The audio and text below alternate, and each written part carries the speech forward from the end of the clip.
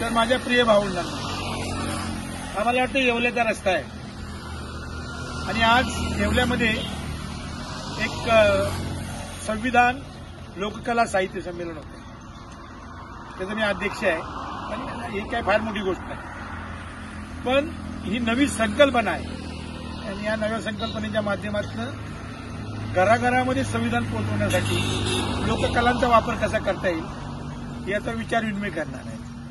ते उदाहरणार्थ अनेक प्रकारचे पोवाडा आहे, बारूड आहे किंवा ज्या ज्या काही महाराष्ट्राच्या लोककला आहेत त्या लोककलांचा वापर संविधान मूल्यव्यवस्था पोहोचवण्यासाठी कसं करता येईल. जसं की ऑलरेडी एक प्रबोधनाचं गाठोडं म्हणून एक तुषार सूर्यवंशी नावाचा माझा मित्र आहे, तो करतो. काही लोक उत्तम कांबळेंनी एक पोवाडा लिहिलेला आहे संविधानावर, आता तो आज सादर होणार असं मला माहिती. अनेक लोक जे भराडी आहेत, गोंधळी आहेत किंवा आराडी आहेत, आराड्यांचं पण फॉर्म वापरून काही लोकांनी संविधानाचं काम सुरू केलेलं आहे. तर ही सगळे जे महाराष्ट्रामधली लोककलाची जे सगळे आकृतीबंध आहेत, फॉर्म आहेत, याच्यामधूनच बहुजन समाज व्यक्त होतो. आणि त्या बहुजन समाजामध्ये एक गोष्ट मला नक्की आहे की त्यांच्या भाषेतनं, त्यांच्या फॉर्ममधनं जर आपण पोचलो तर 100% आपल्याला सोपं जाणार आहे.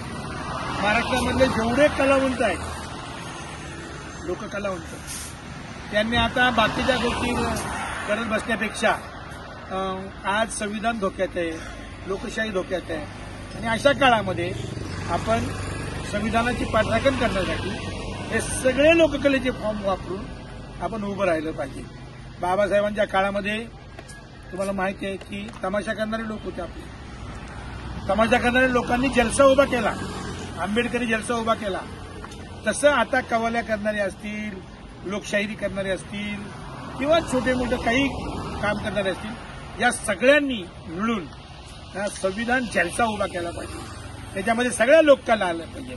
अशा पद्धतीचं मला वाटतं. अगदी काय तिकडे जास्त भाषण देणार नाही, पण तुमच्याशी मला या निमित्तानं बोलता आलं हे मला फार बरं वाटतं. जय भीम.